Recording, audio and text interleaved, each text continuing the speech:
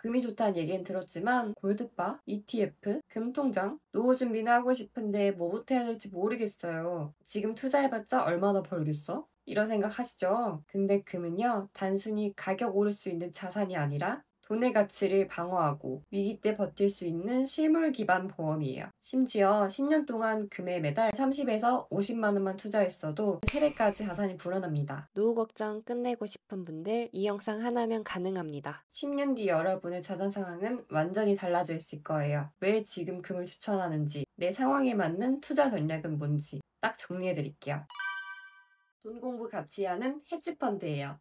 본격적으로 시작하기 전에 요즘 환율 보셨나요? 예전에 1달러에 1200원이었는데 이젠 1400원이 기본이고 1500원을 향해 가고 있어요. 근데 지금 왜 금을 사야 될까요?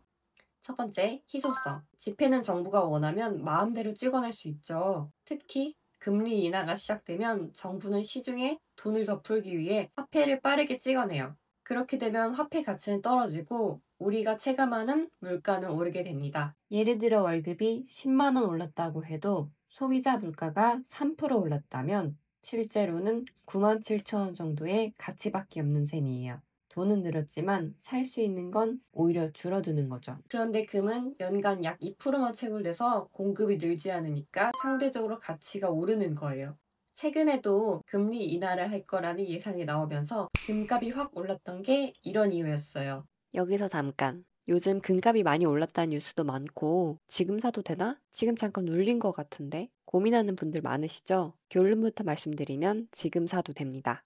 왜냐면 금은 단기 급등을 노리는 자산이 아니라 10년 이상 가져갈 장기 실물 자산이기 때문이에요. 다만 최근에 미국이 금리를 쉽게 내릴 수 있는 분위기가 아니다 보니 시장에서는 의심이 커졌고 그 기대감이 약해지면서 금값이 잠시 눌린 상황이에요. 하지만 장기적으로 보면 금은 여전히 인플레이션을 막는 실물 자산이라는 사실은 변함이 없습니다.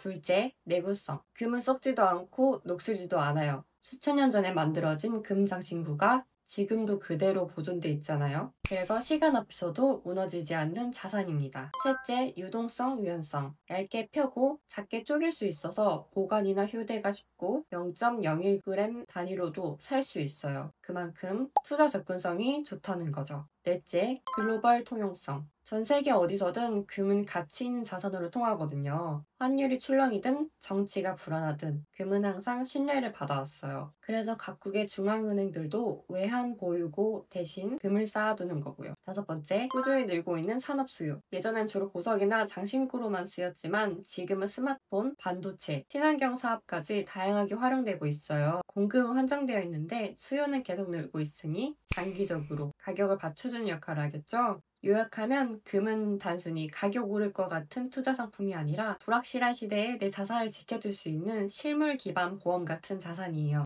2008년 금융위기가 지금이 굉장히 비슷하다는 분석도 많거든요. 이런 금을 목돈으로 한 번에 사는 게 아니라 분할 매수로 차근차근 모아간다면 어떨까요? 훨씬 부담도 적고 시장 흐름에 따라 평균 단가를 낮출 수도 있어서 더 안정적인 투자 전략이 될 거예요. 본격적으로 정리해 볼게요. 금 투자는 어떻게 해야 될까요? 수익률, 세금, 리스크가 전부 달라서 내 상황에 맞는 방법을 고르는 게 핵심이에요. 대표적인 방법 하나씩 살펴볼게요. 저 진짜 열심히 준비했습니다. 좋아요 한 번씩 눌러주세요. 첫 번째, 실물금, 골드바입니다. 말 그대로 실제 금을 사는 거예요. 금은방이나 한국조폐공사, 금거래소에서 골드바를 사서 보관하는 거죠. 내 손에 금이 있다, 이 느낌. 심리적으로는 굉장히 안정감이 있겠죠. 그런데 단점이 생각보다 큽니다. 예를 들어 1000만 원어치 금을 사면 100만 원은 그냥 세금이에요. 여기에다 세공비, 거래 수수료까지 감안하면 최소 15에서 17%는 금값이 올라야 본전입니다. 또 보관이나 도난 리스크도 있죠. 그 다음은 김치 프리미엄을 볼게요. 국내 투자자들이 금을 많이 샀을 때 김치 프리미엄이라는 현상이 발생했어요. 실제 금의 가치보다 20% 높은 가격으로 형성되는 상황이 벌어져서 많은 손실을 봤었죠. 국제표준 가격과 차이가 나는 이유가 유동성 때문이었어요. 그래서 정말 장기적으로 몇십 년 보유하거나 증여 목적인 분들께 추천합니다. 두 번째, 금통장. 골드뱅킹이라고도 하죠. 은행 앱에서 쉽게 만들 수 있어요. 0.01g 단위로도 투자할 수 있어서 정말 소액으로도 시작 가능한 장점이 있습니다. 자동 적립도 되니까 꾸준히 쌓을 수도 있는데요. 하지만 단점이 꽤 뚜렷해요. 매매 차익에 대해 15.4% 배당 소득세가 붙고 주시에는 부가세 10%, 수수료가 추가로 들어가요. 결국 실물금처럼 세금 면에서 자유롭지 않다는 거죠. 추가로 우리, 국민, 신한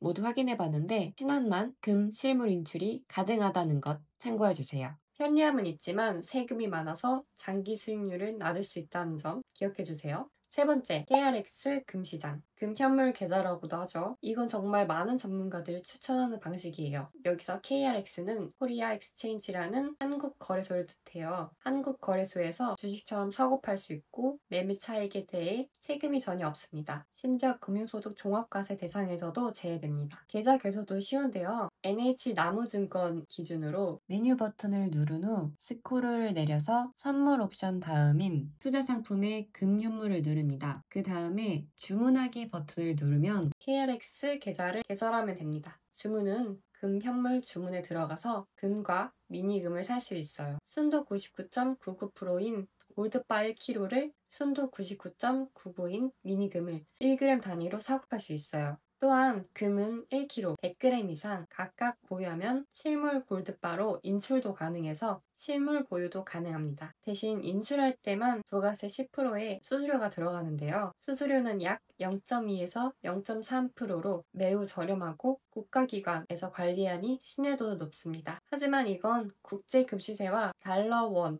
환율 변동, 유동성에 영향을 받아요. 금을 주식처럼 사고 팔 수 있고 실물 인출을 하고 싶은 분께 추천드립니다. 네 번째, 금 ETF. 금 ETF는 추종하는 시세에 따라 크게 두 가지로 나뉩니다.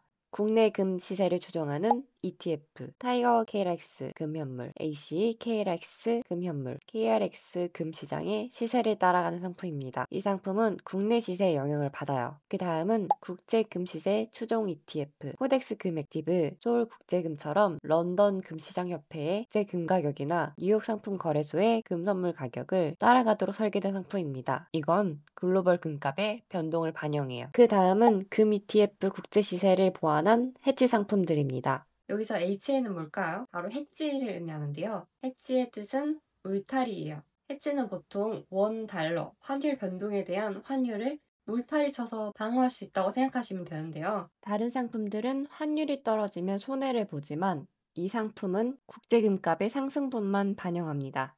단 선물 상품이라 보수 비용이 다른 ETF들보다 조금 더 높습니다. 게다가 ETF는 ISA나 연금저축, IRP 같은 절세 계좌와 함께 사용하면 세금 혜택이 굉장히 커지는데요. ISA 안에서는 수익 200만원, 서민형은 400만원까지 비과세고 연금 계좌에서는 세액공제, 과세 이연까지 되니까 단점은 일반 증권 계좌로 하면 15.4% 배당소득세가 붙습니다. 또 기존 ETF 상품 대비 수수료가 많이 높다는 단점이 있습니다. 하지만 국내 ETF와 절세 계좌 조합하면 사실상 가장 효율적인 금투자라고 볼 수 있어요. 이제 바로 투자 유형별 최고의 상품들을 하나씩 골라드릴게요. 첫 번째, 연금저축이나 ISA 안에서 금을 꾸준히 모으고 싶은 분. 국내 시세 추종은 에이스, KRX 금연물, 국제 시세 기반은 코덱스 금액티브 ETF. 국내 시세 ETF는 KRX 금시장 가격을 따르기 때문에 세액공제, 수익 비과세 등 절세 효과까지 받으니까 장기적으로 굉장히 유리합니다. 각 ETF는 자산 규모가 제일 크고 실비용이 낮은 게 ETF에서는 제일 유리합니다. 두 번째, 환율이 더 오를 것 같아. 또는 김치 프리미엄이 싫어 하시는 분, 코덱스 골드 선물 해지 또는 코덱스 금 액티브 추천드립니다. 공통적으로 국제금 시세 기반입니다. 특히 환율 상승을 기대할 땐 코덱스 골드 선물 해지가 더 유리할 수 있어요. 원화가 약해져도 원화가 강해져도 금값 자체에 변동만 추정하도록 설계되어 있습니다. 하지만 운용 보수가 일반 금 ETF보다는 거의 3배 높아요. 환율 방향을 예측하고 대응할 수 있는 분이라면 해지형 상품을 적극 고려하셔도 되지만 그게 아니라면 코덱스 금 액티브 ETF처럼 안정적인 상품이 좋습니다. 세 번째, 절세 계좌 없이 금을 꾸준히 모으고 싶은 분, KRX 금연물 추천드립니다. KRX 금연물은 세금 부담이 거의 없는 구조입니다. 매매 차익에 세금 없고 금 실물로 인출 가능합니다. 장기 보유, 노후 대비 실물 기반 자산 구축을 원하시는 분께 가장 추천하는 방식입니다. 앞서 금을 단순히 목돈을 사는 것보다 분할 매수로 꾸준히 모아가는 것이 더 안정적이라고 말씀드렸죠. 그럼 실제로 10년 동안 매월 꼬박꼬박 금 ETF를 모았다면 어떻게 됐을까요? 2015년 11월부터 2025년 11월까지 10년 동안 매월 40만 원씩 투자했다고 했을 때 10년 뒤 예상 가치는 약 7,200만 원이 됩니다. 원금 대비 1.5배 수익을 달성한 셈이죠. 근데 만약 여러분이 월 40만 원보다 더 공격적으로 월 50만 원씩 10년을 투자했다면 어떨까요? 10년 뒤 예상 가치는 약 9천만 원이 됩니다. 노후 준비 목표 금액인 약 1억 원에 거의 근접한 자산을 단지 매월 50만 원이라는 꾸준한 습관만으로 쌓을 수 있었던 거죠. 이 시뮬레이션은 장기적으로 금 가격 자체가 2배 이상 올랐다는 사실과 매번 시장이 출렁일 때마다 더 많은 금을 매수하여 평균 단가를 낮추는 분할 매수의 힘이 결합된 결과입니다. 노후 걱정을 끝내기 위해선 바로 이 규칙적인 적립 습관이 가장 중요해요. 금값은 최근 조정받았죠?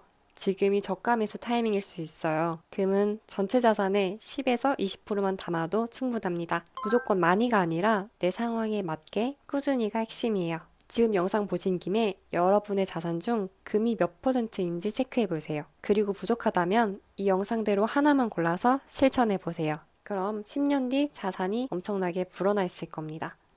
오늘 영상이 도움되셨다면 좋아요, 구독 부탁드리고요. 다음 영상에서도 유용한 내용으로 찾아뵐게요. 안녕!